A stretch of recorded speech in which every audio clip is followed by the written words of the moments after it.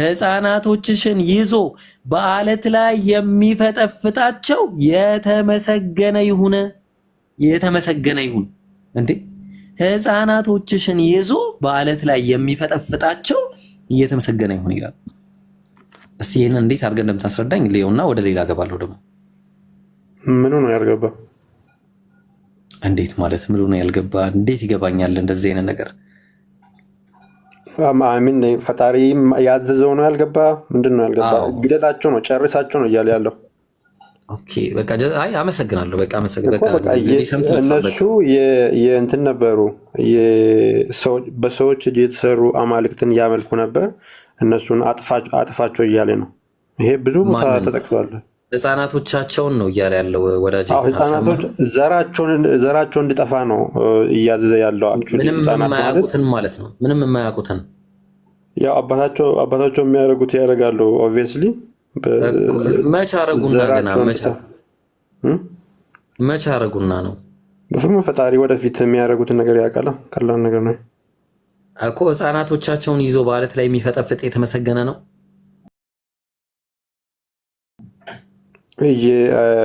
ፈጣሪ እንትን ካለ ካዘዘ እሺ ያዙልኝ። እንግዲህ በቃ ተመልሶልኛል። እሺ እዚህ ላይ ነገር ልጨምርልህ ሳታልፍ።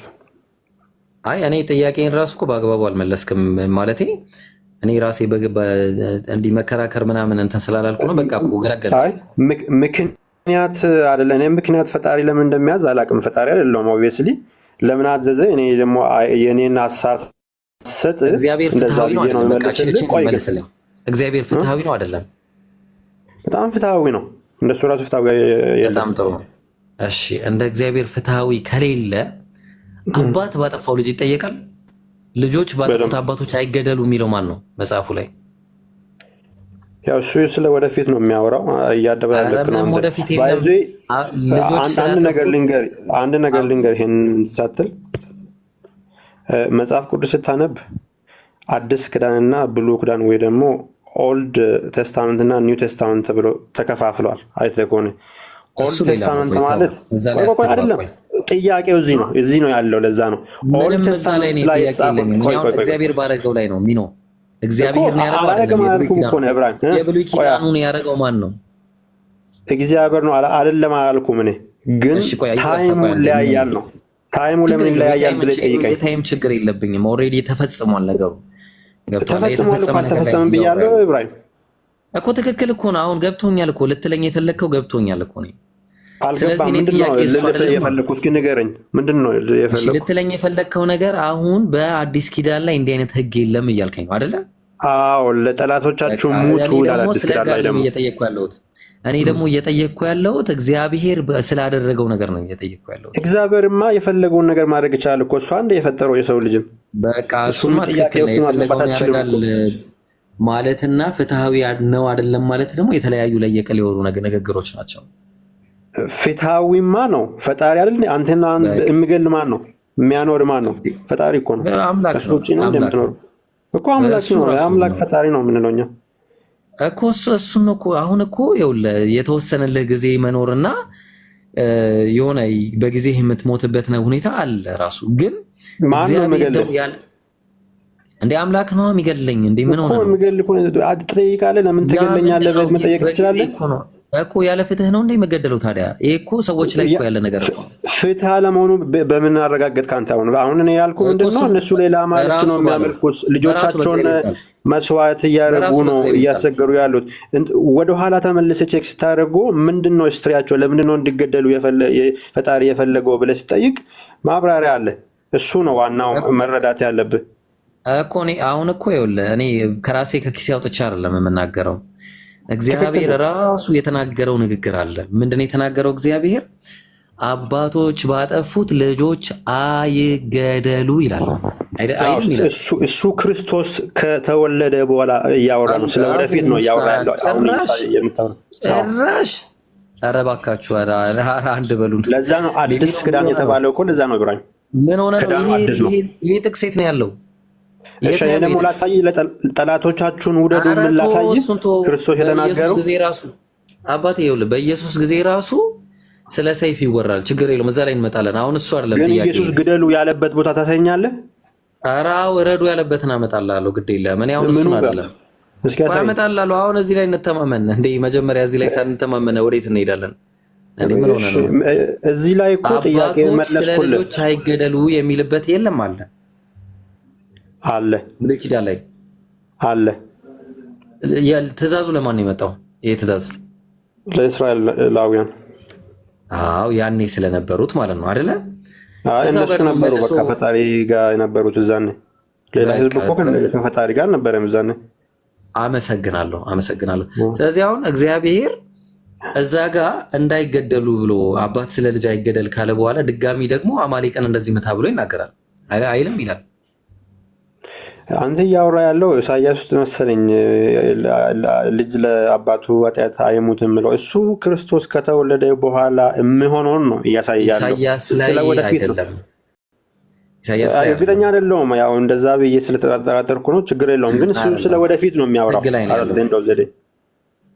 የቱ ጋር ነው እስኪ ያውጣው? ስለ ህግ ነው ስለ ወደፊት ነው የሚያወራው የሚለውን አምጣልኝ እስኪ ንገረኝ። አንተ ስንት ነው? እኔ ጥቅሱን አላስታውስም። ይቅርታ። ቆይሽ ጥቅሱን ላውጣለህ።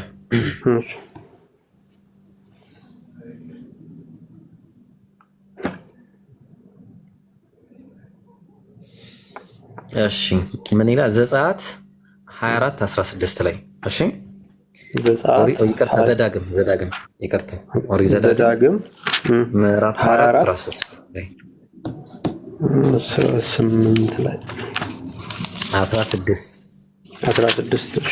16 ስንት ነው? እንደገና ንገረኝ። 24:16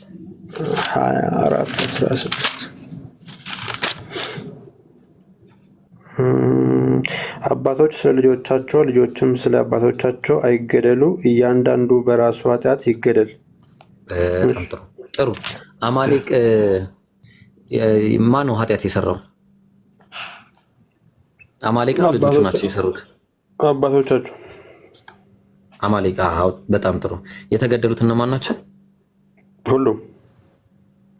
ሁሉም አልተገደሉም። የተገደለው ማን ነው? ሁሉም ጨርሷቸው ያለ ሁሉንም ነው ዳዊት። አልገባህም? አባቶች ናቸው ልጆች ናቸው የተገደሉት ማለት ነው? ልጆችም አባቶችም እናቶችም ሁሉም ነው የተገደሉት። ኧረ ተው እንዴ! 400 ዓመት እኮ ታሪክ ነው እያወራን ያለ ነው ወዳጄ። ከመጀመሪያው ጀምረህ ስታነበው እንደዛ ነው። ለዳዊት ነው ትእዛዙ እኮ አባዬ ሄድና ተብሎ ምንድን ነው? ቆይ ይሄ ታሪክ አማሌቅ ያኔ ፈጸም እንዴ? ላንብብልህ እንዴ ጥቅሱን? ቆይ አንዴ ጥቅሱን ላንብብልህ አንዴ። ጥቅሱን ንገረኝ እስኪ እንደገና። ስንት ነው ያልከው? ሁለተኛ ንጉስ 8 ስንት ነው? አንደኛ ሳሙኤል ምዕራፍ 15 ቁጥር 1 ጀምረን እናነበዋለን። 15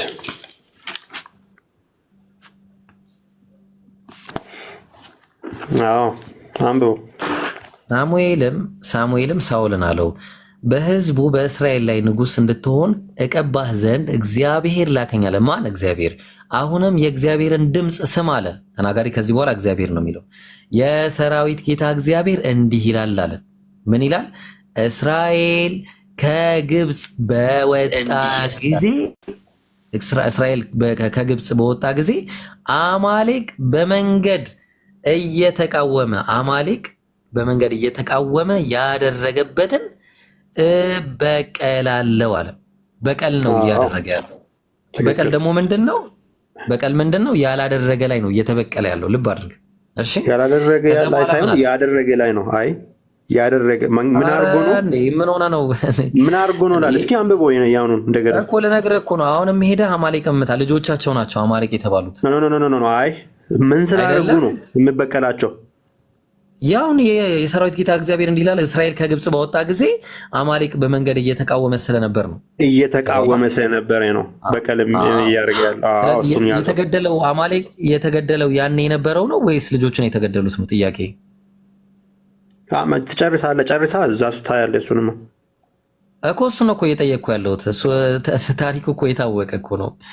ጊዜው በጣም ልዩነት አለው ራሱ የማታውቀው ከሆነ ማለት ነው። ምናልባት ኤኒዌይስ ልቀጥልልህ። እሺ ምን ይላል? አሁንም ሄደህ አማሌቅን ምታ አለ። ያላቸውንም ሁሉ ፈጽመ አጥፋ፣ አትማራቸውም። ወንዱንና ሴቱን፣ ብላቴናውንና ሕፃኑን፣ በሬውና በጉን፣ ግመሉንና አህያውን ግደል። ስለዚህ ሁሉንም ነው። ቆይ ሁሉንም ነው ልጆችን ነው ያለው እዚህ ሁሉንም ገድሏል እንጂ ምን ያስቀረው ነገር አለ እኮ? እሱ ነው ያልኩህ ቅድም። አንተ ልጆች ነው ያልከው እኮ። ምን አጠፉ እኮ ነው እያልኩ ያለሁት እኔ። አሁን እዛ ጋር ምን አጠፉ ብቻ ሳይሆን አጠፉማ ነው ነገር እኮ ስለተቃወሙ እበቀላለሁ ብሎ ተነሳ። ተበቀላቸው። መቼ የተበቀለው? የዛኑ ጊዜ የተበቀለው ወይስ ከዛ በፊት የነበረ ነገር ነው በቀሉ? በቀሉማ ከግብፅ ሲወጡ ስለተቃወሙ አሁን ደግሞ ጊዜው በሚበቀልበት ጊዜ ደረሰ፣ ተበቀላቸው። በቃ ስለዚህ የሚበቀልበት ጊዜ የደረሰው ልጆች ላይ ነው እንጂ እነሱን ነበር መግደል የነበረበት፣ መግደል ካለበትም ማለት ነው። ያ ነው አሁን ፖይንታችን እሱ ነው። ስለዚህ እግዚአብሔር ፍትሃዊ ነው ስትል ፍትሃዊነቱን የሚያሳየው ጥፋት ቅድም ራሱ ባይብሎ የነገረን ማለት ራሱ ባይብሎ የነገረን ምንድነው? አባቶች ስለ ልጆች አይገደሉ፣ ልጆችም ስለ አባቶች አይገደሉ፣ ነገር ግን እያንዳንዱ በኃጢአቱ ይገደል። ኃጢአት የሰሩት እነዛ ነበሩ። በቀሉ መሆን የነበረበት ለራሳቸው ነው እንጂ እንደዛ ነው። ሁለተኛ ስህተት ደግሞ ምንድነው? ሕፃኑ ምን አረገ? ምንድነው የሰራው ስህተት? በሬው ምን አረገ? በሬውስ ምንድነው ያደረገው? ንገረኝ። ግመሉ ምንድነው ያደረገው? ምንድነው የፈጠረው ነገር? አህያው ምንድነው ያደረገው? ተራገጠ? እኔ አልገባኝም ራሱ ማለት ነው። እንቀጥል እና ከዚህ አንፃር ነው እያልኩ ነው ያለው። እዚህኛው ላይ ኢብራሂም የሚያከራክር ነገርም ያለ አይመስለኝም። እኔ የማየው ያው ልጆች አላጠፉም አልክ፣ ትክክል ነው። እኔ ልጆች ሲያጠፉ አላየውም። አባቶቻቸው ነው እየተቃወሙት። ፈጣሪ ግን እንድጠፉ ፈለገ፣ ዘራቸው እንድጠፋ ፈለገ። ምንም ማድረግ አችልም። ፈጣሪ ፈለገ ማለት ፈለገ ነው። ፍትሃዊ ነው አይደለም። እሱ ነው የፈጠራቸው። እሱ የፈጠረው መግደል ይችላል። አይመለከተንም። እሺ በቃ ጥሩ እንቀጥል። ሌላ እንቀጥል ደግሞ ፍትሃዊ ነው አይደለም። በቃ ተውት። ፍትሃዊማ የሚሆነው አንተ ቆይሽ ቲሸርት ሰርተህ ቲሸርት ብታቃጥል ፍትሃዊ አይደለም። አይ ቲሸርት ማቃጠልና ሰው ማቃጠል ይለያል። እንደዛ አይደለም። ሰው የፈጠረው እግዚአብሔር ነው አይደለም። ሰው የፈጠረው እግዚአብሔር ነው አይደለም።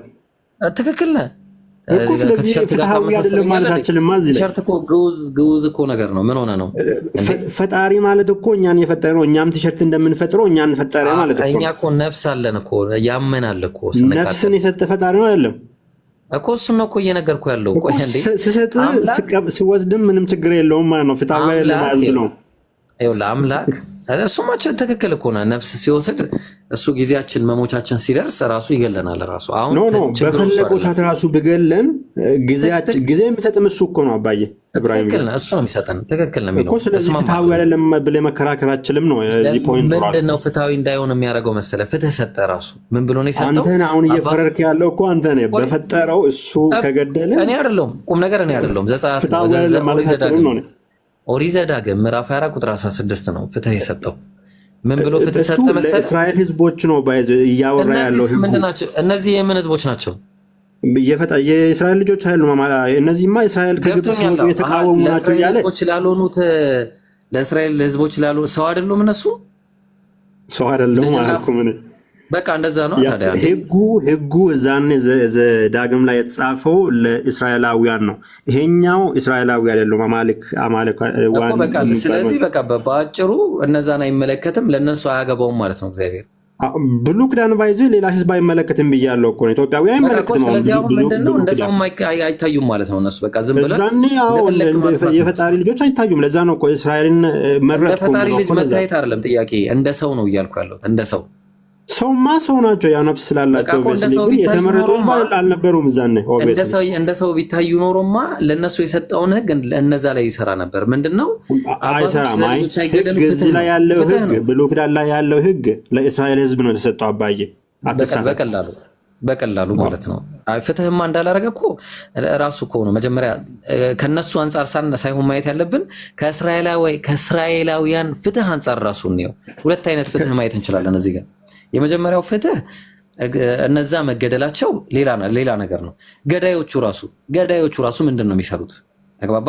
ምክንያቱም ገዳዮቹ እኮ እሱን ነው እኮ የምልህ። እግዚአብሔር ደግሞ ሲናገር አባቶች ስለ ልጆች አይገደሉ፣ ልጆችም ስለ አባቶች አይገደሉ ማለት እንዳትገሉ እያለ ነው። ሁሉም በኃጢአቱ ይገደል ብሏል። ሁሉም በኃጢአቱ ሳይሆን የተገደለው ያለ ኃጢአቱ ነው የተገደለው። የገደሉትም ያለ ኃጢአት ነው፣ ሌሎችም ማለት ነው። ስለዚህ እንደ ሰው ቢቆጠሩ ኖሮ ሰዎች ያለ ኃጢአታቸው ምን አጥፍተው ነው የሚገደሉት? ራሱ ተግባባን። በሬውና በጉስ ራሱ ምን አጥፍተው ነው እንደዛ የሚገደለው ነው ጥያቄው። ሲጀመር ምን አጥፍቷል የሚለው ባይዞ ስለ አባቶቻቸውን ብተው እነሱም የሚያመልኩት የአባቶቻቸውን አምላክ ነው። አማልቃውያን የሚባሉት እነሱ ደግሞ ጣዖት ነበሩ። ማምለክ ያስገድላል። በቃ ሰው ጣዖት ነው የሚያመልኩት። ጣዖት ማምለክ እኮ ያስገድላል። ትክክል አለ ማለት ነው የምትሉት እናንተ ራሱ? ትክክልማ አይደለም። ትክክል ነው አይደለም። በቃ ጣዖት የሚያመልኩ ከሆነ ስለ አባቶቻቸው አይደለም እየተገደሉ ያለው ስለ ራሳቸው ነው። አለቀ። እሺ ገብቶኛል እኮ አሁን። በቃ ስለዚህ ጣዖት ስላመለከ አንድ ማንነት ይገደላል ማለት ነው በብሉይ ኪዳን ነው። እሺ እኔ ራሱ ገደል ነበር። ኦብቪየስ ነው። እሺ ያው ጥሩ እንግዲህ ጣዖት ያመለከ ይገደላል። ወደ ጣዖት የተጣራስ ይገደላል። የተጣራ ማለት ወደ ጣዖት ና እናምልክ ብሎ አንድ ሰው ቢጠይቅህ ትገድለዋለህ? አላውቀውም እሱን። እኔማ ምን እገድላለሁ? ያው ሳላንተ ነው የሚገድሉት እኮ። ምዕራፍ 13 ቁጥር 6 ላይ ልጠይቅህ፣ ችግር የለውም አንተ ሌላ መሆን አይደለም። ኢየሱስ ነው ይሄንን የሚያዘዘው እንዳንተ እምነት ማለት ነው። ኦሪት ዘዳግም ምዕራፍ 13 ቁጥር 6 ላይ የእናትህ ልጅ ወይም ወንድምህ ወይም ማን ነው የእናትህ ልጅ ወንድምህ ወይም ወንድ ልጅህ ወይም ሴት ልጅህ ወይም በብብትህ ያለች ሚስትህ ወይም እንደ ነፍስህ ያለ ወዳጅህ በስውር ና ሄደን አንተን ከበውህ ያሉ አህዛብ ከሚያመልኳቸው አማልክት አንተም ከአባቶችህም የማታውቃቸውን ሌሎች አማልክት እናምልክ ብሎ ቢያስትህ አለ። እናምልክ እኮ በቃል ነው፣ በቃል እሺ አትበለው፣ አትስማውም፣ ዓይንህም አይራራለት፣ አትስማውም፣ አትሸሽገውም። ነገር ግን ፈጽመህ ግደለው። እዛው ጋር ማለት ነው፣ እዛው ጋር ከዛ እርሱን ለመግደል በፊትህ የአንተ እጅ ከዚያም በኋላ የሕዝቡ ሁሉ እጅ በላዩ ላይ ትሁን እያለ ይናገራል። ስለዚህ አንድ ሰው መጥቶ ና ጣዖት እናምልክ ብሎ በቃል ብቻ ስለተናገረህና በቃል በንግግር ከመፍታት ይልቅ ምንድነው የሚደረገው? ከፈለክ በድንጋይ ከፈለክ በፈለክ አይነት ነገር መግደል ትችላለህ ነው። ከዚህ የተረዳ ነው። እንደዚህ ነው። ይቻላል ወይስ አይቻልም? እንዴት ነው የምታየው ይሄንን ጥቅስ? ትክክል ይቻላል። በብሉይ ኪዳን ለእስራኤላኖች እንትን እየሰራ ነበር። ትክክል፣ በጣም ጥሩ። ስለዚህ ያው እንደዚህ ይደረጋል። እናትና አባቱን የሰደበ ይገደላል ብሏል። ከተጻፈ ይገደላለሁ። ኦሪት ዘጸአት ምዕራፍ 20 ቁጥር 17 ያመነዘረ ራሱ ይገደላል ነበር እንዴ? ምን እስራኤላዊ ሆኖ እኮ ራሱ ያመነዘረ የሚገደል ነበር እኮ በድንጋይ። ይሄ ምን አዲስ ነገር አይደለም። ሌላ ህዝብ ጋር በራሱ መሄድ አስፈልግ። አሁን እኔ ጋር ይቅርታ፣ አባቱን ወይም እናቱን የሚሰድብ ፈጽሞ ይገደል ይላል እና በጣም ብዙ ናቸው። ስለዚህ አሁን ምንድነው? ቆይ አንድ ጊዜ ምን አለ ደግሞ መሰለ ሌላ አንድ ጥቅስ ልስጥና በቃ እድሉን ደግሞ ላንተ ሰጣለሁ። ያው ፍትሃዊ አይደለም በሚለው እንስማማና ማለት ነው።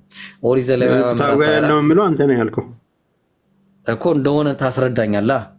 ታስረዳኝና ከዛ እንስማማለን። እሱማ እኮ ፈጣሪ የፈጠረውን መግደል ይችላል እኮ። ፍትሃዊ ነው የፈለገውም መግደል ነው ቁም ነገሩ፣ ወይስ አባት ስለ ልጁ አይገደል ነው ቁም ነገሩ?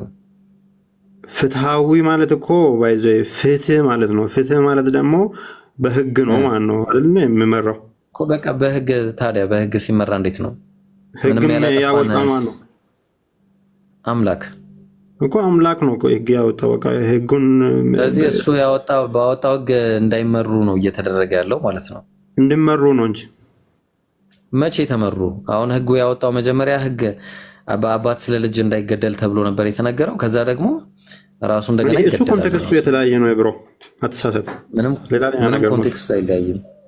እሺ አሁን እስቲ ልቀጥልልህ እንመጣለን። መጨረሻ ላይ እንስማማለን። እሱ ኦሪት ዘሌዋውያን ምዕራፍ 24 ቁጥር 16 ላይ የእግዚአብሔርንም ስም የሚሰድብ ፈጽሞ ይገደል፣ ማህበሩም ሁሉ ይውገሩት።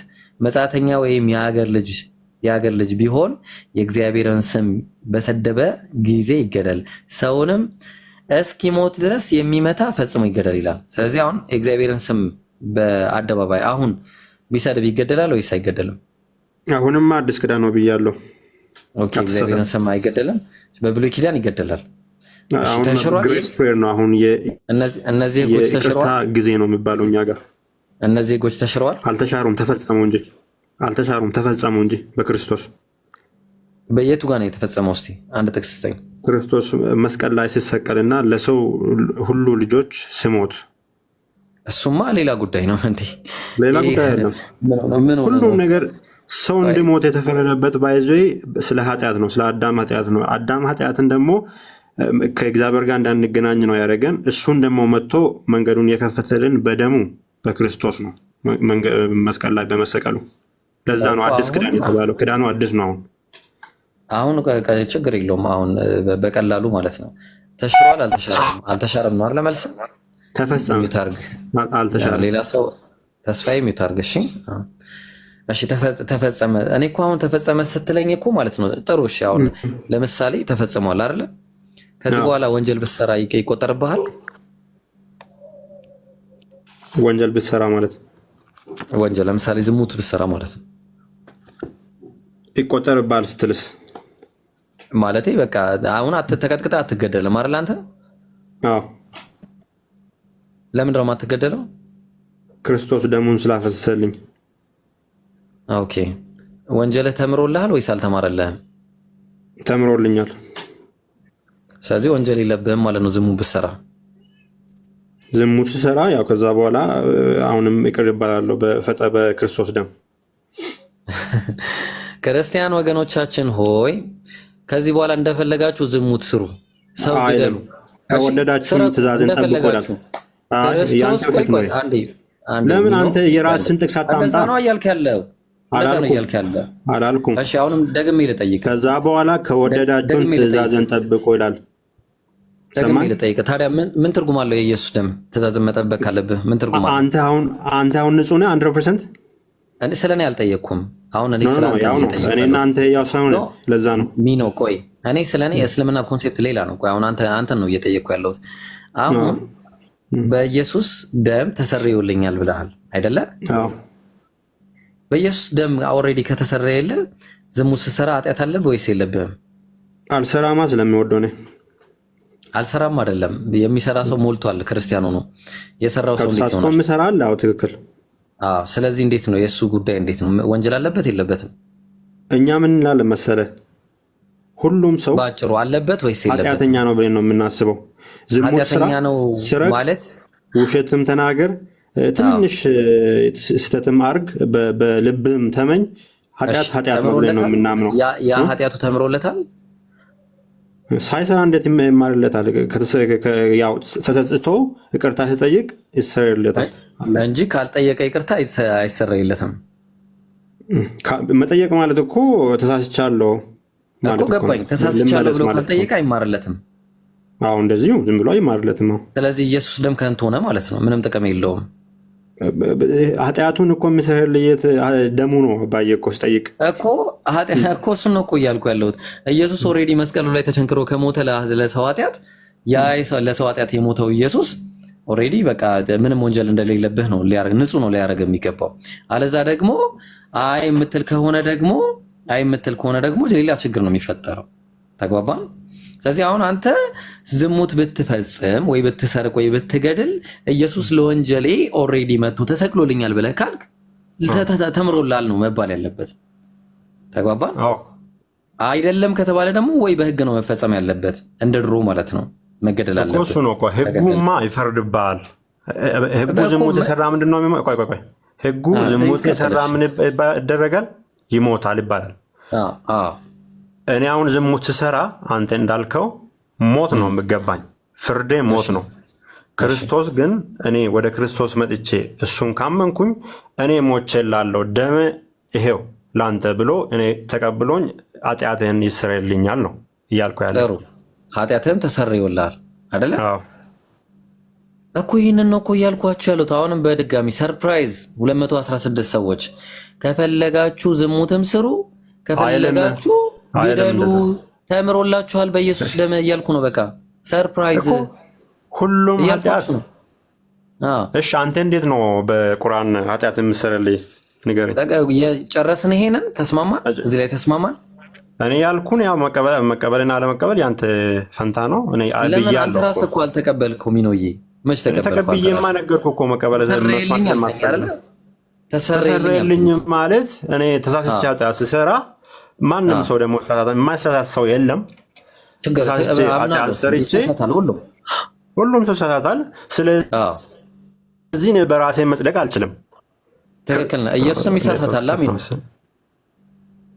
አይሳሳትም፣ ሰው አልተሳሳትም። እሺ እመጣለሁ። እንዳትረሳው ይሄን ፖይንት እሱን አሳያለሁ። ነው ችግር የለውም። እኔ ተሳስቼ የሆነ ነገር ሲሰራ ለምን ሁሉም የሰው ልጅ ኃጢአተኛ ነው፣ ሁሉም ከእግዚአብሔር መንገድ ርቋል ይላል መጽሐፍ ራሱ። ስለዚህ ይሄን የተሳሳተ ሰው መማር የሚችል ወደ ራሱ መመለስ የሚችል ፈጣሪ ብቻ ነው በክርስቶስ በኩል።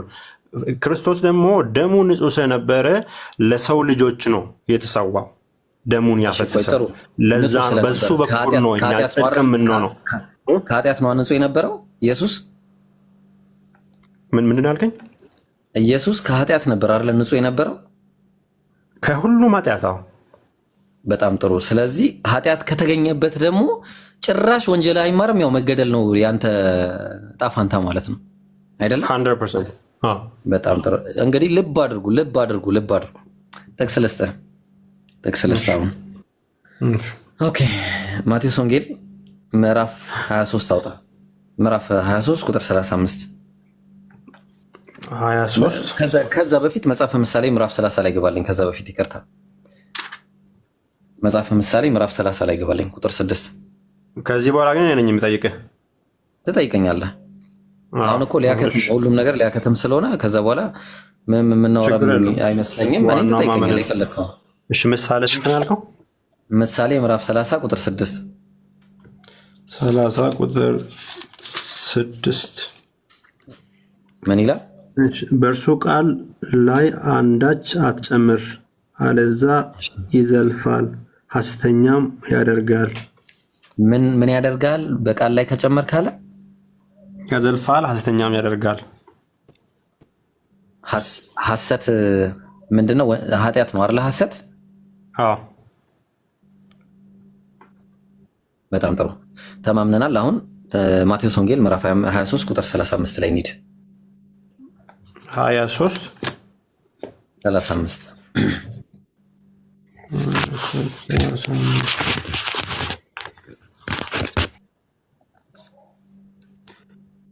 23:35 እሺ። ስለዚህ ከጻድቁ ከአቤል ደም ጀምሮ በመቅደሱና በመሰዊያው መካከል እስከ ገደላችሁት እስከ ባሪያዬ ልጅ እስከ ዘካርያስ ደም ድረስ በምድር ላይ በራኪዮ ምንድን ነው ያልከው?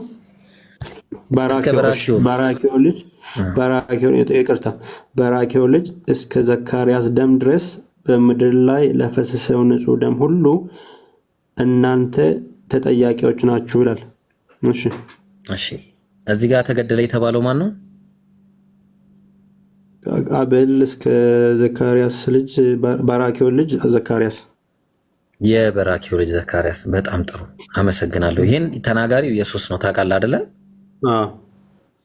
የቱ ጋር ነው የበራኪዮ ልጅ ዘካርያስ ተገደለ የተባለው? ጥቅስ ስጠኝ። የለኝም፣ አላውቀውም። እሺ አታውቀውም? ኦኬ፣ የማታውቀው ከሆነ እኔ እሰጥሃለሁ። ተገደለ የተባለው ባይብል ላይ በመሰዊያውና በመቅደሱ መካከል የተገደለ አንድ ሰው ነው ያለው። እሱም ማን ነው? የዮዳሄ ልጅ ዘካርያስ ነው። ላንብብልህ እሱን ማለት ነው። መጽሐፈ ዜና መዋዕለ ካልዕ ማለት ነው ምዕራፍ 24 ቁጥር 20 የእግዚአብሔር መንፈስ በካህኑ በዮዳሄ ልጅ በዘካርያስ ላይ መጣ፣ እርሱም በሕዝቡ ፊት ቆመና እግዚአብሔር እንዲህ ይላል፣ የእግዚአብሔርን ትእዛዝ ለምን ትተላለፋላችሁ? መልካምም አይሆንላችሁም። እግዚአብሔርን ስለተዋችሁ እሱ ትቷቸዋል አላቸው። ተማማሉም፣ በንጉሱም ትእዛዝ በእግዚአብሔር ቤትን ልብ አድርግ፣ በእግዚአብሔር ቤት አደባባይ ውስጥ በድንጋይ ወገሩት አለ። ማንን የወገሩት? የዮዳሄ ልጅ ዘካርያስ።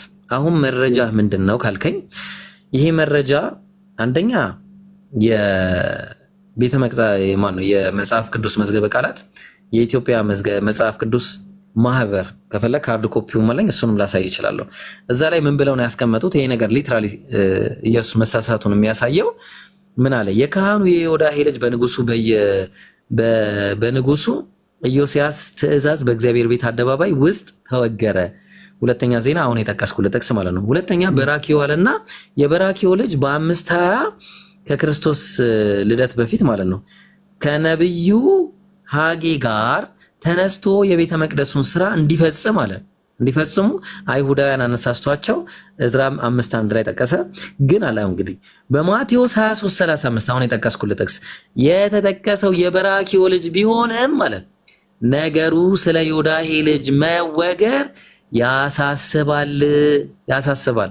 ታዲያ ምናልባት አንድ የድሮ ዘመን ጸሐፊ የአባት ስም ለውጦ ይሆናል ብሎ ቁጭ አደረገልን። ምን አለ? የአባት ስሙን ለውጦ ይሆናል። አሁን ኢየሱስ ሲናገር ማን ነው ተገደለ ብሎ የተናገረው? ሚኖዬ ዘካርያስ። የማን ልጅ? የባራኬ ልጅ። የተገደለው ግን ማን ነው? ዘካርያስ። የማን ልጅ? በጣም ጥሩ። ስለዚህ ኢየሱስ ያልተባለ ብሏል፣ መጽሐፍንም ቀይሯል። በባይብሉ መሰረት ማለት ነው። ዘካርያስ ነው የተገደለው አይደለም? ግን ዘካርያስ ሁለት ናቸው። አንደኛው የዮዳሄ ልጅ ዘካርያስ እድሜያቸውም ይለያያል፣ ጊዜያቸው ራሱ ይለያያል። ተግባባን? የዮዳሄ ልጅ ዘካርያስ ሌላ ነው፣ የበራኪዮ ልጅ ዘካርያስ ሌላ ነው። ይሄንን ደግሞ ግን ሁለቱም አሉ።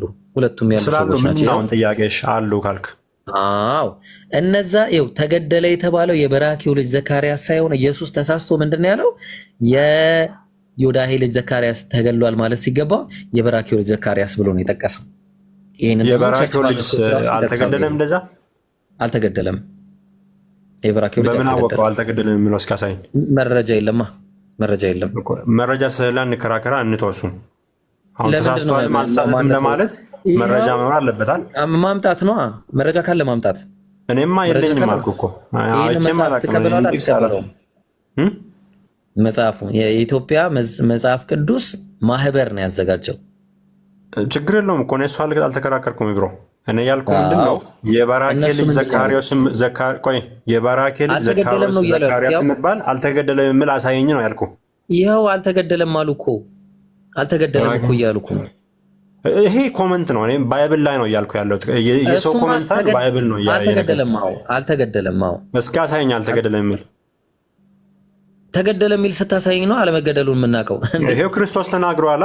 እሱማ አሳየኝ። ክርስቶስማ የተናገረው ኮት አድርጎ ነው። ከየቱ ጋር ነው ኮት ያደርገው ክርስቶስ? ለምሳሌ አንድ ምሳሌ ልስጥ። ሁሉም ነገር እኮ ባይብል ውስጥ ሁሉም ነገር አልተጻፈም እኮ አባይ። ምሳሌ ልስጥ። ቆይ ኧረ እንዴ እንደዚህ አይነት ነገር የማይልም። ኦሪት ዘዳግም ምዕራፍ 6 እሺ ፖይንት ምንድን ነው? እሺ አይደለም ትክክል አይደለም እንበል አንተ እንዳልከው። እሺ ፖይንት ምንድን ነው? ጥሩ። ስለዚህ የእግዚአብሔርን ቃል ለውጦ አላለወጠም። እዚህ ጋር ለውጦ አለምን የለም እኮ። የተገደለው ማን ነው? ዘካርያስ። የትኛው ዘካርያስ ነው?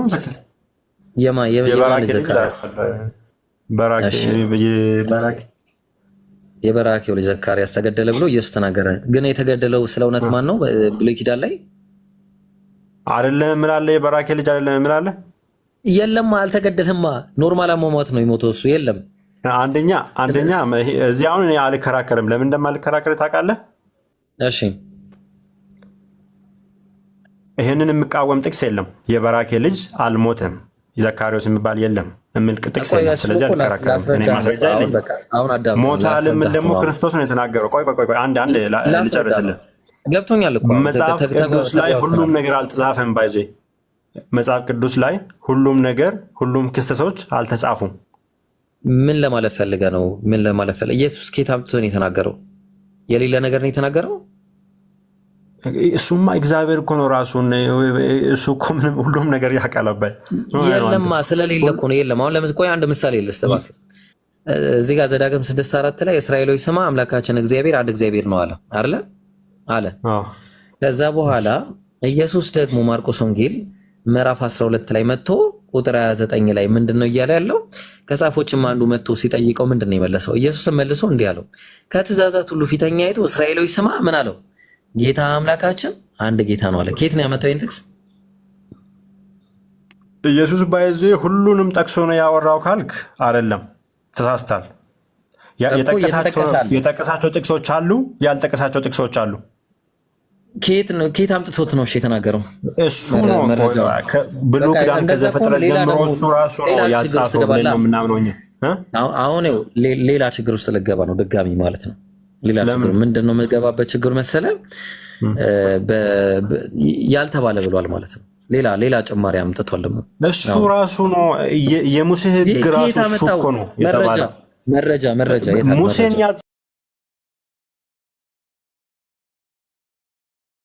የምንለው እኮ ፈጣሪ ነው የምንለው ለዛ ነው ክርስቶስን እሱን ያቃረው ነው እንዴ?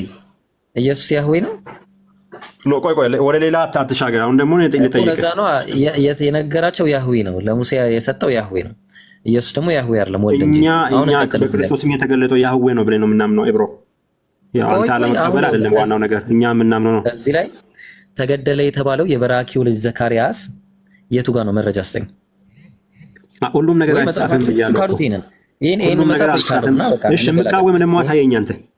ይሄ መጽሐፍ ካለው አንድ ጊዜ እሱ ኮሜንት ነው እያወራ ያለው አንተ ኮሜንት ነው እያወራ። እኔ ኮሜንት አይደለም የምቀበለው እያልኩ ነው። ባይብል ላይ የተጻፈው እሺ፣ የምቃወም ክርስቶስ የተናገረውን የምቃወም አሳየኝ አንተ ደግሞ ባይብል ላይ። እሺ፣ ቆይ አመጣላለሁ። ቆይ አንዴ ይሄንን ካለው አንድ ጊዜ ይሄን ተቀበሏለህ? እሱ ለምን አትሰማም አንተ ብሮ? እሱ ኮሜንት ነው። ኮሜንት ማለት የሰው አስተያየት ነው፣ ባይብል አይደለም እያልኩ ነው። አልቀበለውም። የሰው ኮሜንት ትክክል የሚሆን ይችላል፣ ትክክል ላይሆን ይችላል። እሱን አልቀበለውም። እሺ፣ ጄሮም ተቀበሏል። ጄሮም ታውቀዋለህ? ጄሮም ማን ነው? ጄሮም ማለት በ420 ኤዲ ይኖር የነበረ የቸርች ፋዘር ነው ራሱ። ለምሳሌ ምን አድርጓል መሰለ? የግሪክ ማኑስክሪፕቶችን በአጠቃላይ ወደ ላቲን ቡርጌት የገለበጠው እሱ ነው። እሱ ደግሞ ጭራሽ ምንድነው እያለ የሚናገረው? የበራኪው ልጅ ዘካርያስ በነበረበት ጊዜ ጭራሽ ማለት ነው እንትን ቴምፕሉ ራሱ አልነበረም ብሎ ነው ያስቀመጠው። ቴምፕሉ ካቴና ላይ ገብታችሁ ማየት ትችላላችሁ። ማቴዎስ ወንጌል ምዕራፍ 23 ቁጥር 35 ላይ ማለት ነው። ጭራሽ ቴምፕሉም አልነበረም ነው የሚለው። በመሰዊያውና በኮሜንት ነው እየተከራከርክ ያለው እኮ ብሮ። እኔ ስለ ኮሜንት አልከራከርም፣ አላቆም። እሱ ትክክልም ላይሆን ይችላል ብያለሁ እኮ። አንድ መረጃ ስጠን። እኛ አሁን መረጃ ሰተን እኮ ነው። እኔ ምን አልኩ መሰለህ? መረጃ አምስተኝ እኔ የሚያሳምነኝ ምን ነው አቃለ እዚህ ላይ ክርስቶስ የባራኬ ልጅ ነው የሞተው ብለዋል አልክ። እዚህ አይደል? ትክክል ነው፣ አነበብ ነው አይደለም? የባራኬ ልጅ ዘካርያስ አይደለም ብለህ አሳየኝና ባይብል ላይ፣ ከዛ በኋላ እኔ ይሸነፋለሁ። ትክክል ነህ ብዬ እቀበላለሁ። እሱ እስከሌለ ድረስ ደግሞ እኔ ባይብል ላይ ሁሉም ነገር ተጽፏል ብዬ አላምንም። ለሰው ልጆች አምኖ ክርስቶስ ጌታ መሆኑን እንዲቀበሉ ብቻ ነው የተጻፈው እንጂ ሁሉም ነገር ለዚህ መረጃ የለህም። የበራኪው ልጅ ዘካርያስ ስለመገደሉ በጣም ጥሩ። ስለዚህ መረጃ ስለሌለ ኢየሱስ ያልተባለ ብሏል። አሁንም ሌላ ስተት ማለት ነው። እሺ አሁን እንቀጥል። ሌላ ይሄንን ስላልተማመነ ሌላ አይደለም። ይሄ አሁን ደግሞ ልጠይቅህ አንተ እንዳትስት ጥያቄ የምትጠይቀኝ እኔ ደግሞ ልጠይቅህ። አንተን አላልክማ። ቆይ ተስፋዬ፣ ቆይ አንተ እያወራን ነው። ሌላ ሰው አትግባ። አንዴ ቃል ልወጣ ስለሆነ ነው። ኢብራሂም ነው። እኔ አንድ ሰዓት ምናምን ነው የጠበቅኩት። እኔም ልተኛ ነው። ቆይ አንዴ እናወራለን ከብሮ ጋር። ዴቫዬ አንዴ ልመለስ። እሺ ደገመብኝ። ብሮ ሰላም አለይኩም ወራህመቱላህ። እሺ መጣሁ አንዴ። ኢብራሂም የሆነች ይሄና ኢብራሂም እያወራን ስለሆነ አንዴ ዝም በሉ። በቃ አልፈቀደልም ወይ አይደለም? እኔም ተኛለሁ። ተስፋዬ ማንም ቁጭ ብሎ የሚያድር የለም። ብሮ እኔ እናንተ ስናወራ አንተ የምትለው እኔ ሁሉንም መቀበል አልችልም፣ እኔ የምለው አንተ ሁሉንም መቀበል አልችልም። ይሄ ልዩነታችን ነው። እኔ አከብርልሃለሁ፣ አንተም አክብርልኝ። ስለዚህ አንተ አሁን 3-4 ጥያቄ ጠይቀኛል። እኔ አሁን ደግሞ ተራይ ነው። ኮንክሉድ እናድርግ። እኔ አንተን መጀመሪያ ኮንክሉድ እናድርግ። ኮንክሉድ ማድረግ አንችልም። አንተ ሐሳብን ትሰጣለህ፣ እኔ ሐሳብን እሰጣለሁ። ካልተቀበልክ ግዴታ የለብህም፣ እኔም ካልተቀበልኩ ግዴታ የለብኝም። ትስማማለህ እንደዛ? እሺ በቃ ጥሩ። በቃ ግን እንደዚህ አይነት ውይይት የለም ኖርማሊ። እሺ ይሁን በቃ ጥሩ። ውይይት ሲጀመር ለማሸነፍ አይደለም። ውይይት ማለት አይደን ትሰጣለህ፣ አይደን እሰጣለሁ። ጠብቀሃል፣ ቀጥል። በቃ ጠይቅ። አዎ እሺ። የአማርኛ ቁርአን ይዛላ? ይዣለሁ። እሺ 9:4 ጀምሬ 9 እስከ 9:5 አንብብልኝ። ኦኬ እሺ። ቅድም ያብራራው ጥቅስ ነበረ። እሺ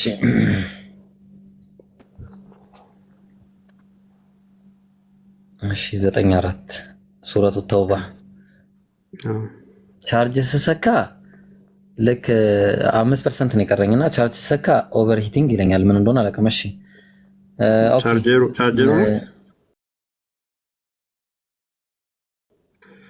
ኦቨር ሂቲንግ እያላስቸገረኝ። እሺ ችግር የለውም። 5 ደቂቃ ብዙ ያስወራኛል። ምን ላይ ቁጥር ስንት ነበር ያልከኝ? 4 እና 5 ቁጥር 4 እና 5 ምን ይላል መሰለ? ኢላ الذين عاهدتم من المشركين አረብኛ አልችልም እኔ ብሮ እኔ እያነበብኩ ያለው ለራሴ ነው እንድረዳው ነው። አማርኛ ከማንበብ ይልቅ አረብኛውን ሳነብ ነው የምረዳው። ለዛ ነው من المشركين ثم لم ينقصوكم شيئا ولم يظاهروا عليكم احدا فاتموا اليهم عهدهم الى مدتهم ان الله لا يحب إن الله يحب المتقين على الاشي ከዛ በኋላ እሺ ምንድነው ከዚህ ላይ ጥያቄ? እስኪ አማርኛውን አንብብ 4 እና 5 አንብብ። እሺ ከአጋሪዎቹም እነዚያ ቃል ኪዳን የተጋቧችሁን ከዚያም ጋር ቃል ኪዳን የተጋቧችሁ የሚለውን ታውቃለህ ወይስ እንዲሁ ዝም ብለህ? ምንድናቸው ቃል ኪዳን የተጋቡት? እንመለስበታለን። መጀመሪያ አንብብና ከዛ አንድ ባንድ እንመለስበታለን።